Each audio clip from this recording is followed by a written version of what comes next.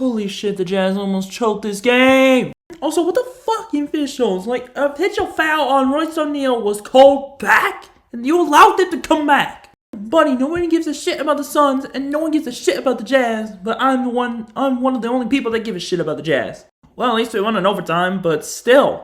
Also, Lauri Markkanen, you absolute beautiful person. Dropped 50 on the ass. Don't get me started about the 18th inning game that was happening last night. Buddy, that was just a miracle on the diamond. Just like freaking 8 years ago. And my man Freddie Freeman was able to get a home run to walk it off in Game 3. Nice work, my man. I'm actually really glad you're enjoying yourself in LA. Just wait till BYU plays basketball now.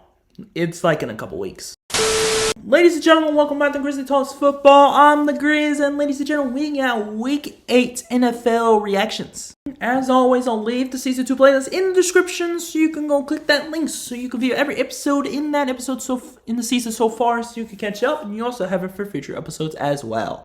Always never forget to hit the red subscribe button, hit the notification bell, so you don't miss a single one of my videos. It helps the channel a lot. Without further delay, let's go react to some Week 8 games, shall we? Kicking things off, the Madlands absolutely put belt to ass on Minnesota Vikings 37-10, aka the LA Chargers. I had to say this was a wholehearted thing. The reason why we beat the Vikings in Week 2 on Sunday Night Football, literally because the Minnesota Vikings are complete ass. They got a lot of talent, but their quarterback situation is just an absolute mess. Bad news for Vikings fans, Carson Wentz is out for the season with shoulder surgery. He didn't really do much either. 15-27, 144 yards, a touchdown, and a pick. Rushing game didn't really help him. Jefferson did have 7 catches for 74, but the good news is that J.J. McCarthy's coming back. Only touchdown, of course, went to Jordan Addison. Harrison Smith was doing a good job, tackling. Same with Blaine Cashman and Eric Wilson. 2 sacks on the game and an interception by Josh Metellus. I'm just wondering why we got rid of Blake Cashman. Hell of a game for Justin Herbert. He was able to have 227 yards, 18-25, 3 touchdowns, and interception. A surgeon as always. Kamani Vidal from Troy, almost 120 yards rushing and a touchdown. Herbert also had 62 yards on the ground. Land McConkey, the Mad Lad, had 6 catches, 88 yards, and a touchdown. Ronnie Gadsden had 5 catches, 77 yards, and a touchdown. The other touchdown went to Trey Harris as a rookie.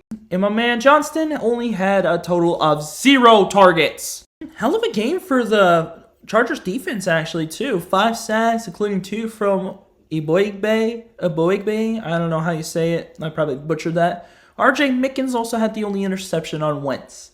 Also, Digga the kicker, 3 of 4 field goals, 13 points. Not too shabby. Just a dominant win for the LA Chargers to get themselves back on track. Good win, y'all. Yep, you know how I had to talk about this game. Dolphins beat the Falcons 34-10, completely put belt to ass on us. It's just a damn shame that we had to play against the Dolphins that almost looked like, I don't know, Dan Marino if he was on the 72 Dolphins team. I'm talking about the Russian attack of Mercury Morris and Larry Zonka. Like the defense that resembles the 72 Dolphins' dominance over every single team they played. 200 yards, 4 touchdowns. Still think he's complete dog shit. And also Zach Wilson completed a pass. He's better than the CTE quarterback and whoever Quinn Ewers is now. I mean, Ewers was good at Texas, but he's not good now. Rushing game dominated as well. Both of the running backs got receiving touchdowns. That means Achane and Gordon. Leak Washington scored, and so did Jalen Waddle, who almost had 5 catches and 100 yards. Almost 100 yards on 5 catches. Stat line may not show it, but this defense was completely stifling us, right, all game long. Kirk Cousins, man, people like to blame Michael Penix for this, but I don't think it's Kirk Cousins or Michael Penix's fault. It's the damn coaching! Rushing game was absolutely stuffed. Bijan fumbled at one point. Algier scored the only touchdown of the game. And the most catches for a single player was 9. And Kyle Pitts had 9 catches for 59 yards. Guy is actually him. Jimmy Lake is starting to be the biggest problem for our defense all the time, because this defense is actually not even that bad. We just got fatigued because our offense couldn't move the damn ball. Go away, Miami. Enjoy your 4-13 season. Who do we got next week? The Patriots? Oh, shit. Up next, the Bears lose to the Ravens 30-16, and Tyler Huntley, man, he was what the Ravens needed this whole time. I gotta ask you though, Caleb Williams, what in the hell was that performance? I mean, 285 yards, but 25-38, threw an interception, no touchdowns. DeAndre Swift continues to show why he is a running back 1 in this league with a touchdown on 45 yards rushing. I wish they ran the ball more. DJ Moore, 4 catches, 73 yards, and Rome Odunze, 7 catches, 114 yards, continued to completely go off in fantasy. I mean, they got 2 sacks, but other than that, it was just kind of lifeless for Chicago. Okay, we're Santos 3 of 4 field goals, 10 points. As for the Ravens, Tyler Hutton didn't need to do much. He was surgical, he was efficient, 186 yards, 17-22, and a touchdown, because King Henry got 2 touchdowns on 71 yards. Is he back? The receiving was led by Zay Flowers with 7 catches for 63 yards. Rashad Bateman, 2 big catches, I think. And Charlie Kolar was the only player who had a touchdown on the receiving end. Somehow, Roquan Smith was amazing. Nate Wiggins got an interception. This defense looked like actually a competent defense. And hey, Mike Green actually got his first career sack, I think. Ravens play Thursday against the Dolphins. Lamar Jackson might come back. Fucking come back! Next, we got the Jets winning their first game of the season against the Cincinnati Bengals, 39-38, and typical Jets, 23 points in the fourth quarter, literally where they score all their points. But seriously, Bengals, your defense, I know it was ass, but I didn't know it was this ass. Justin Fields probably had his best game of the season, 250 yards and a touchdown, 21-32. Breece Hall went off, 3 total touchdowns, 2 on the ground with 133 yards rushing. Also threw a touchdown to Mason Taylor. And receiving was led by Minnesota legend Tyler Johnson, 3 catches, 64 yards, and a score. And the Aaron Glenn Jets defense went about as you probably would have expected.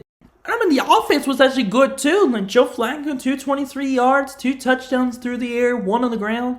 Both of the running backs played well. Chase Brown and Samaje Perine having a pair of touchdowns. Jamar Chase having 12 catches for 91 yards, touchdowns going to Chase Brown on the receiving end, and also T. Higgins on a 44-yard touchdown pass. And yeah, besides Geno Stone, Demetrius Knight, this defense was completely in shambles. I guess you can include Barry Carter and Jordan Battle in a couple of bright spots on this team. At least the defense. When the Jets had to outscore anybody, their chances of winning are slim, but somehow against the Bengals, they won. Does that mean it's time to fire Zach Taylor, Cincinnati? Next, the Buffalo Bills completely dismantled the Panthers 40-9.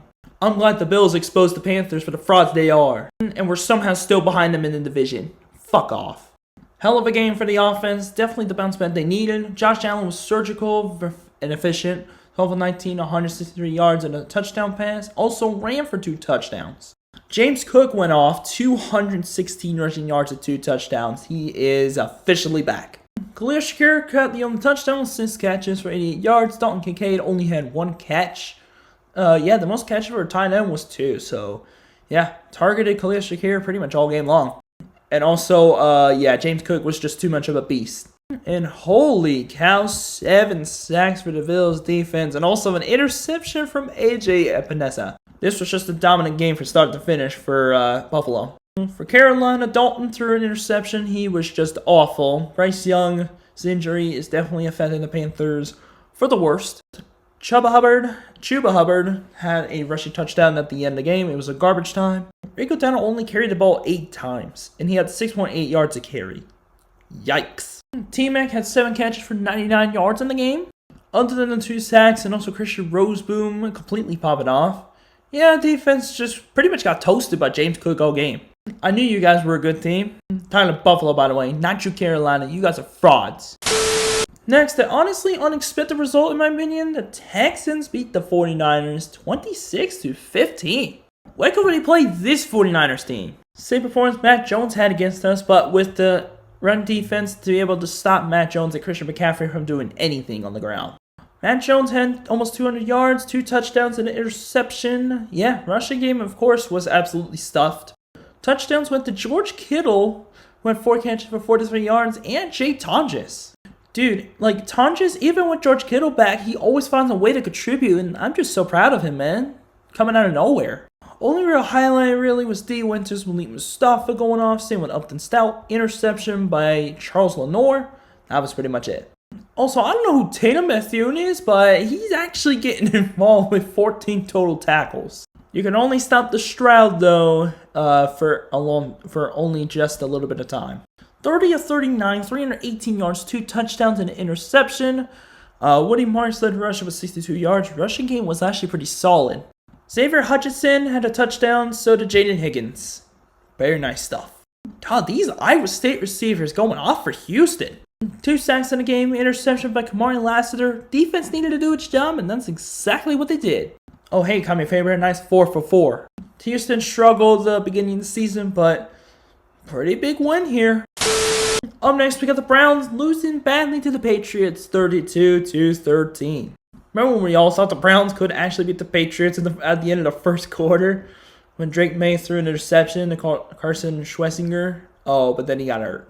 We all thought Drake May was down and out, but then all of a sudden he puts up 50 yards on the ground and 282 yards through the air with 3 touchdowns and an interception and 18-24. Rush game was just absolutely ruthless. Matt Collins was receiving with 7 catches for 89. Touchdowns went to Stephon Diggs, Hunter Henry, and Kayshon Boutte. Yo, this guy Kayshon Boutte is having the year of his life.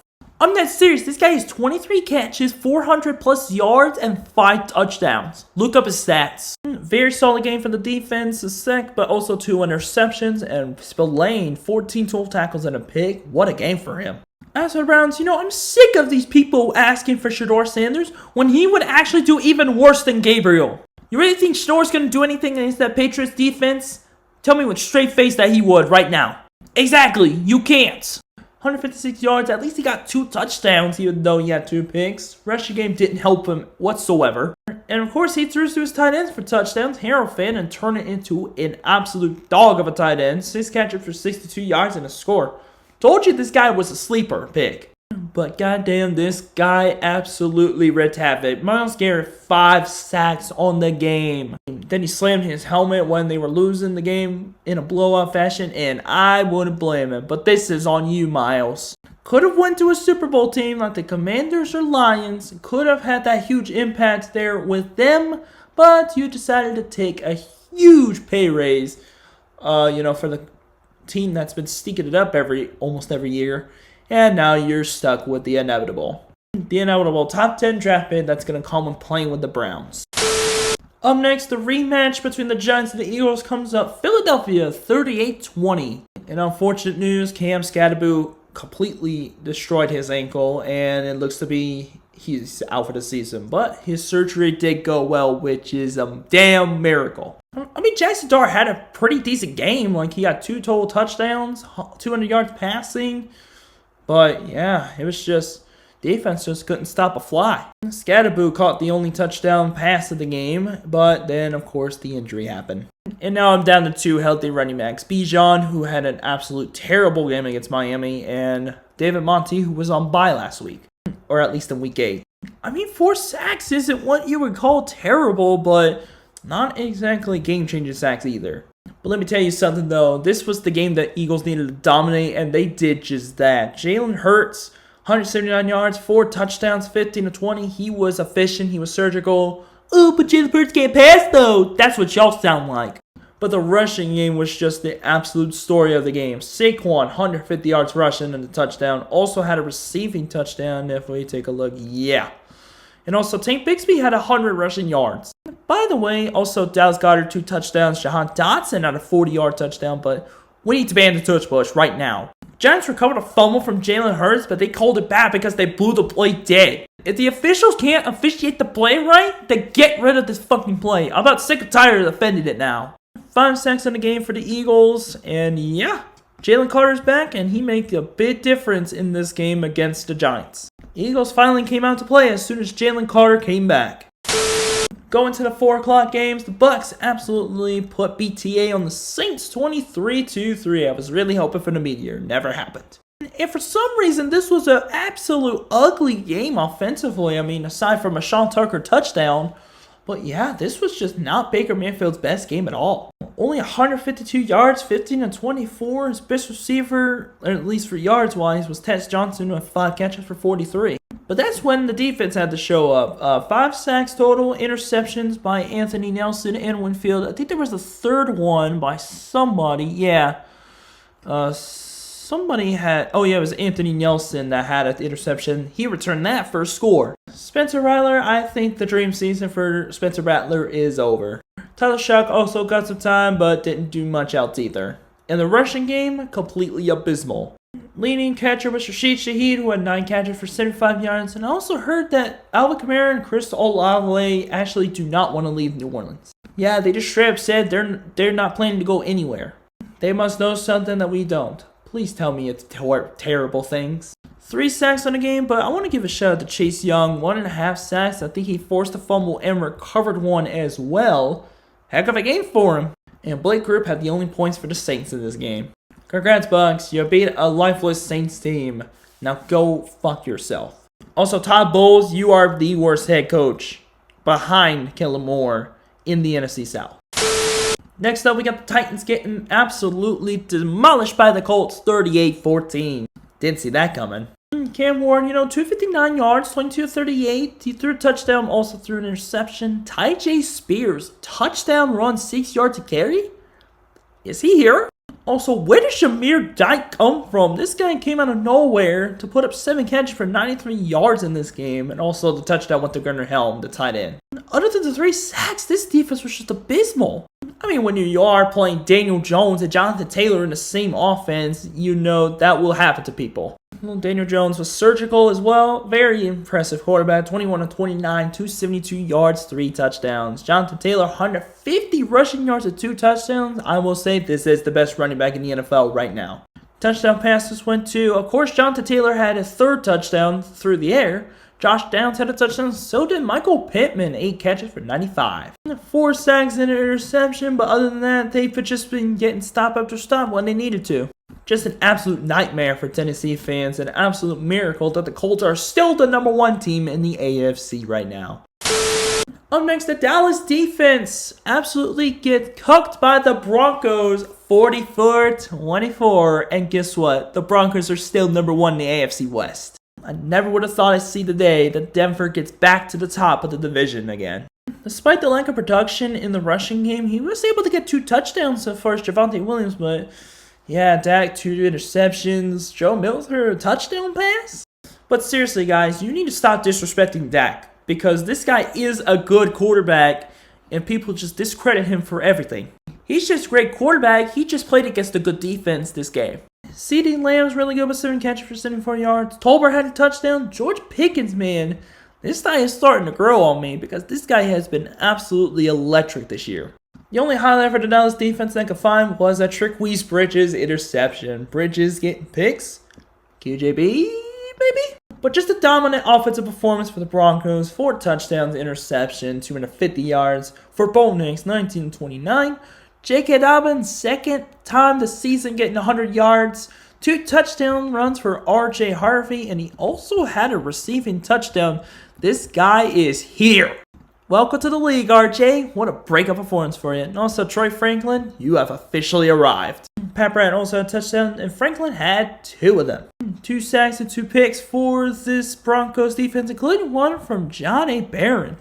Very nice. And Pat Surtain, unfortunately, he had a leg injury, so he'll be missing quite a bunch of time, actually. And that's such a horrible time to lose him, too, because their next game is against Houston. I do pray for the defense without PS2. Up next, we got the Sunday Night Football matchup between the Packers and Steelers, with Green Bay coming out on top 35-25. Aaron Rodgers gets beat by his own team in the 4th quarter, 21-6. Can we just admit that Jordan Love is a top 10 quarterback now in the league? I think we can all say that he is now. Now, despite the lack of production for Josh Jacobs, he was able to get in the end zone. Once Tucker Kraft also having 2 receiving touchdowns, can we also call him a top 5 tight end in the NFL? Guy was good last year when I had him. This year, he is going completely bananas. 7 catches, 143 yards, and 2 scores. Guy is a demon. And the other touchdown went to Savion Williams, the rookie from TCU. Nice. But what a freaking game from this duo of Rashawn Gary and Michael Parsons. This duo is disgusting. I mean, for the benefit of the doubt, Aaron Rodgers didn't play too bad himself. 2 touchdowns, 219 yards. Rushing game was pretty productive. 2 touchdowns went to DK Metcalf and Robin Wilson, who led receiving. 4 for 74 yards on the score. welcome to the league, buddy. And yeah, after trading away Minka Fitzpatrick, I can safely say the Steelers have probably the worst secondary in the NFL. Yeah, they're right up there with Dallas. Also, weekly kind of Chris Boswell mention. And Green Bay's been winning ugly almost the entire season. And now they finally got a really good win. God help us all. And last but certainly not least, the Monday night game, Kansas City whooped on Washington Commanders 28-7. Rough first half, 7-7, and then the Chiefs completely dominated the second half, 21-0. Mariota was okay in the first half, but then the second half came, and yeah. The second half stats were like 7 of 13, 58 yards, and an interception. Unfortunately, the rushing game didn't help at all. The only touchdown in the game was actually a toe tap from Terry McLaurin, and somehow Jerry McNichols led receiver with 5 catches for 64 yards. And you know, the defense actually didn't play too bad. Quan Martin was a beast on tackles with 10. Bobby Wagner 7 tackles and a pick. I think 3 sacks. And also 2 interceptions. One from Mr. Wagner and also one from Marshawn Lattimore. Haven't said this guy in a good conversation in a while. And for good reason. He sucked ever since he went to Washington. A little bit of a struggle factor for Patrick Mahomes in the first half. But he was able to pick it up in the second half. 3 touchdowns, 300 yards, and 2 interceptions. Rushing touchdown for Kareem Hunt. 3 touchdowns went to Rashee Rice, Travis Kelce. Both had 90-plus yards each. And Kareem Hunt also had a receiving touchdown. Chiefs defense had 2 sacks, but also had 2 interceptions. One from Mike Daniel, who was his first interception of the season. Also one from Jack Cochran. Guys I've never even heard of. Can we just finally say with a straight face that the Chiefs are back? Because they are. But what a rough sequence for Washington. Losing Jane Daniels actually hurt them a lot more than we originally thought. That's going to do it for the Week 8 reactions, and that'll do it for this episode of Grizzly Talks Football. And you enjoyed this episode, make sure you get this up, hit that thumbs up, hit the red subscribe button, hit the notification bell so you don't miss a single one of my videos. This is the Grizzly signing off for now, and until next time, I'll see you guys later. Peace and love, keep the Grizzly vibes with you at all times. Take care.